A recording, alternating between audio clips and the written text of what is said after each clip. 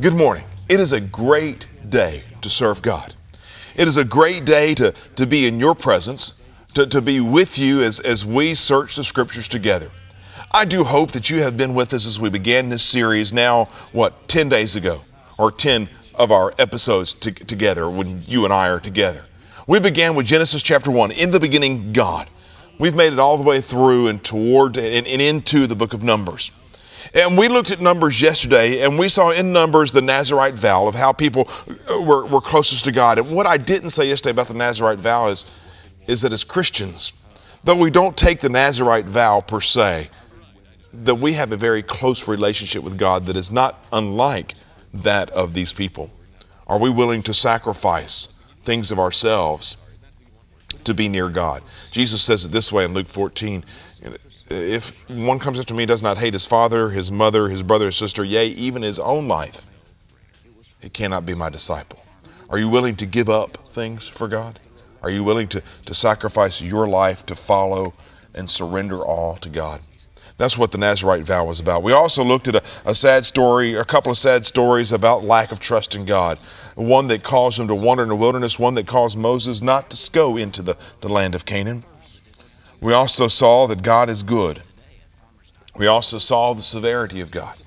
We also saw that in Numbers we have hints at the Messiah that will come, that has come, that is Christ, the Son of God. And I said that today we were going to look at what is one of my favorite stories of the Bible, because it reveals a side of God that I don't think people emphasize enough. And maybe one of these days I'll write a book about it. Maybe somebody already has and I just haven't seen it yet. God has a good side, God has a severe side, but God has a humorous side. I want us to see in Numbers 22 the humor of God. God has a sense of humor. You don't believe me? Look at the duck-billed platypus. Why on earth does that creature exist? I know why it exists. Because God has a sense of humor. I think He made it just so people would look back from our time and go, how did that get here? I think it's just funny. God has a sense of humor. Watch monkeys in a zoo. Man, they're so fun to watch. It's as God said, well, here's a creature that does nothing but play. That's fun. Don't believe me? Take a look at the guy talking to you right now. God has a sense of humor. There are some things that, well, are just funny. Numbers chapter 22 is another proof of God's sense of humor. Balaam is who we're going to look at. Balaam is a prophet of God. Balak is the nemesis in the story. He's the opposing king of Moab. Balak asked Balaam to curse Israel. Balaam seeks God's counsel. God says, do not go with them and do not curse Israel. Balaam complies and sends them away. But Balak won't give up. Balak keeps after and offers Balaam a generous gift to come and curse Israel. Balaam refuses the gift. But God's reading Balaam's mind here, and God says, look, if they come tomorrow, go with them. Let's pick up at Numbers chapter 22, verse 21. So Balaam rose in the morning and saddled his donkey and went with the princes of Moab. But God's anger was kindled because he went, and the angel of the Lord took his stand in the way as his adversary. Now he was riding on the donkey, and his two servants were riding with him. Verse 23. And the donkey saw the angel of the Lord standing in the road with a drawn sword in his hand, and the donkey turned aside out of the road and went into the field, and Balaam struck the donkey to turn her into the road. Then the angel of the Lord stood in a narrow path between the vineyards with a wall on either side. And when the donkey saw the angel of the Lord, she pushed against the wall and pressed Balaam's foot against the wall. So he struck her again. Verse 26. Then the angel of the Lord went ahead and stood in a narrow place where there was no way to turn either to the right or to the left. And when the donkey saw the angel of the Lord, she lay down under Balaam. And Balaam's anger was kindled, and he struck the donkey with his staff. You see what happens? Here the donkey sees the angel, stops, Tries to turn. And Balaam says, no, we're going this way. He makes the donkey move. And the donkey sees the angel again, so he moves to the left or moves to the right, or she moves to the left or to the right, and crushes his foot against a rock. I mean, that felt good, didn't it? And then the angel moves again, and there's no way to turn around, so the donkey just stops and sits down. Stubborn old mule. So Balaam does what any of us would have done. He gets out and he starts beating the thing. Get up, get moving. And here's where God's sense of humor comes in. Verse 28. Then the Lord opened the mouth of the donkey, and she said to Balaam, what have I done to you that you have struck me these 3 times? And Balaam said to the donkey, because you have made a fool of me. I wish I had a sword in my hand, for then I would kill you. And the donkey said to Balaam, am I not your donkey on which you have ridden all your life long to this day? Is it my habit to treat you this way? And Balaam said, no. This is so funny. It's funny to me, not just that the donkey talked, but that Balaam answers. The donkey says, why are you beating me? You know, you've known me your whole life. You've ridden me all the time. Have I ever done this to you before? Well, no, I haven't. No, you haven't.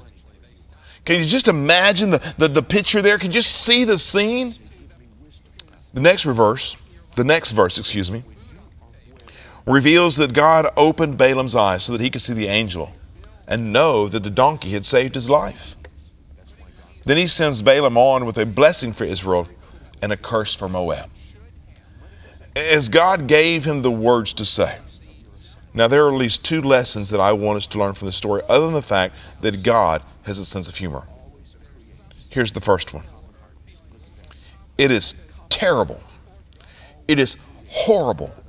It is a sad day indeed when animals know more about the spiritual, have more spiritual insight than people. This donkey knew more than Balaam. A donkey could see what Balaam could not. A donkey knew the will of God before Balaam. Balaam did too. Balaam was just choosing to ignore it. It's only when he opened his heart to God were his own spiritual eyes opened to see. There's a commercial on TV a number of years ago. A couple of teenage boys are talking about how intelligent dogs are and how dogs seem to have a sense for danger that people do not. One of them mentioned how dogs can wake up a family when a house is on fire and such, or how a dog can help a blind person walk and avoid danger. And maybe even how dogs can sense certain things that happen before they happen or as they happen. While they're discussing this, there's a dog sitting next to them. That one of these teenagers is smoking a cigarette. And he lays the cigarette down, and the dog has enough. He stands up, he hikes a leg, and he extinguishes the cigarette. Who's smarter? How come it is, or it seems, that with Balaam and maybe with us, that animals know more about God than we do? When we close our heart to God, we get into all kinds of trouble spiritually. When we close our heart to God, we open up our lives for all sorts of physical trouble. But when we open our lives to God, when we hear what He has to say, when we search the Scriptures, when we are diligent to show ourselves approved to God, rightly dividing the word of truth, when we listen to God and what He has to say in His Word, we gain spiritual insight. But we must continue to develop it. We must keep it up. So now, I've read that before. You may have read the story of Balaam before, but had you noticed that animals had more insight than people? We need to continue to study. Like Balaam,